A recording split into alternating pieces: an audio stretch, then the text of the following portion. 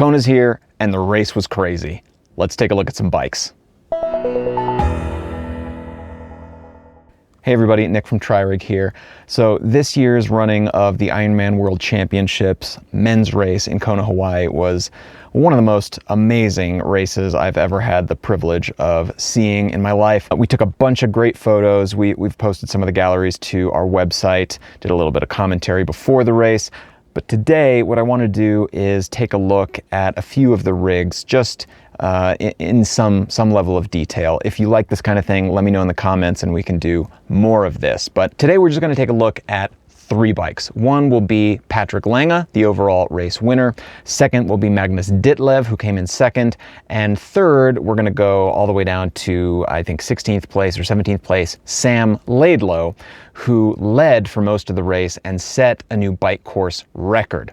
He had some struggles on the run and didn't have quite the race that he wanted to, but he still put together an absolutely fantastic race. He was last year's winner, so definitely interesting things to see everywhere. Let's take a look. Okay, so we're going to start here with Patrick Lange.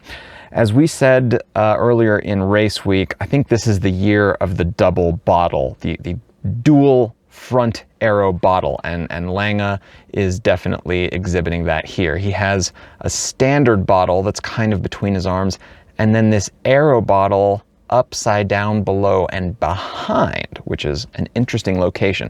I think generally the idea here is to fill as much of the space under the torso as possible. Lange is definitely exhibiting a much more modern position. He's got his hands tilted up. He's got his head real close to the hands, so he's punching through the air and closing that bag. I think the bottles are helping play a role in that. He maybe doesn't have quite as much reach as someone like Magnus Ditlev, who we will look at in a minute, but this is definitely a modern position, and obviously it worked well for him. He rode his watts, he rode comfortably, he wasn't trying to chase the leaders. He got off and ran a blistering marathon and set a new course record of 7:36, which is insane. He's got custom molded extensions that bridge together. You can see those extensions bridge together. So when his head's down like this, there's basically nowhere for the air to get trapped, which is part of the idea behind these positions and why they're so fast.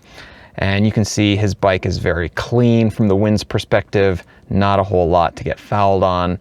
He's running a 1x setup like so many athletes now, just keeping things clean and simple.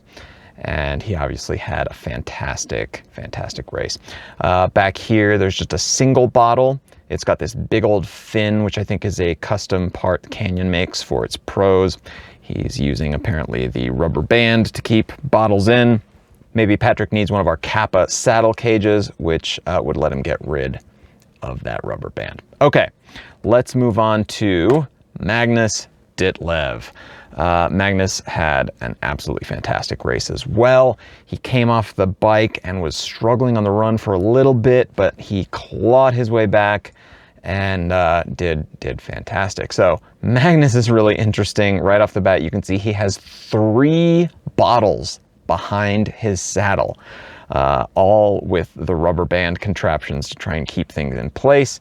Again, maybe he needs our Kappa saddle cages.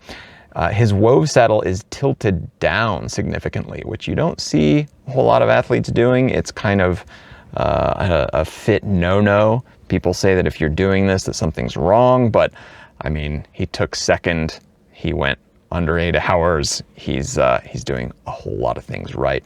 I love that he's running the 3T Torno crank. I just noticed that. I use this crank on some light bike builds and I really like it. It's very cool. And obviously he's using like the biggest chainring anyone has ever seen. He's a big rider, lots and lots of power. Just 1 bottle up front, but his position is also still very modern, you know, hands up, lots of reach. He's trying to punch through. I wonder if adding more bottles here would be an aero improvement for him. I don't know if he's tested that or if he would want to, but he's obviously doing a lot of stuff exactly the right way. He had a fantastic race, so I'm not second guessing. I'm just wondering if that's stuff that he could benefit from.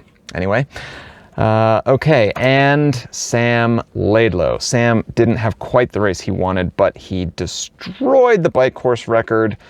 3:57 now. No one's ever gone 4 hours in Kona, and he just like smashed it. Another canyon setup, just like race winner Patrick Lange, and again, a double bottle up front. He has some kind of custom contraption here that it looks like Canyon has made for him. He has very similar extensions to Lange. I think these are, I'm not sure who makes these, if it's Canyon or someone else, but they're definitely custom. Same idea of punching straight through the wind. His position is very much like Patrick Lange's. He's maybe a little bit further forward. You can see his arms are a little more vertical than Lange's. Actually, they're real similar. Very similar positions overall, very similar bike setups, same brand, same everything. He's running a down tube bottle. Very few athletes seem to be doing that anymore, but Sam was doing so. Maybe this has a concentrated calorie mix. I think all three of these guys had custom rear derailleur cages. Let's see, 1, 2, 3, yes. Ceramic speed, and not sure, but I'm gonna guess ceramic speed. I think it is ceramic speed. Another 1x setup, all three of these guys running 1x. Really interesting stuff. So very cool to see all these trends. Let me know if there's anything else you want me to comment on, if you'd like to see like a top 10 analysis, or if there's anything about these rigs that I didn't cover that you're curious about, just hit me up in the comments. I'm so glad we have these pictures now and we can go back and just, you know, pick over them with a fine-tooth comb. I think there's so many interesting trends. And overall, I think all the pros are doing a really fantastic job listening to sort of the new science and the new development of our understanding of fit and aerodynamics. And you're not seeing, you know, half the pro field with just awful setups as you used to. You know, 10 years ago, people weren't paying attention as much and you could get away with having a bad setup. But these days, you really can't. You know, 15 or 16 men went under 8 hours in Kona this year, which just a few years ago had never been done before. And this is a big part of it, the aerodynamics. It's not the only part for sure, but the aerodynamics, the fit, how this all plays into your overall race. You know, the bike is the longest portion of any triathlon, or any Ironman triathlon at least. And so it's really cool to see this. I'd say probably, you know, 90% of the pros had just absolutely immaculate setups, and maybe 50% of the age groupers. And both of those numbers are way up from years past. So it's really cool to see. And I hope all of you guys enjoyed the race as much as I did. Thanks for watching. I'll see you next time.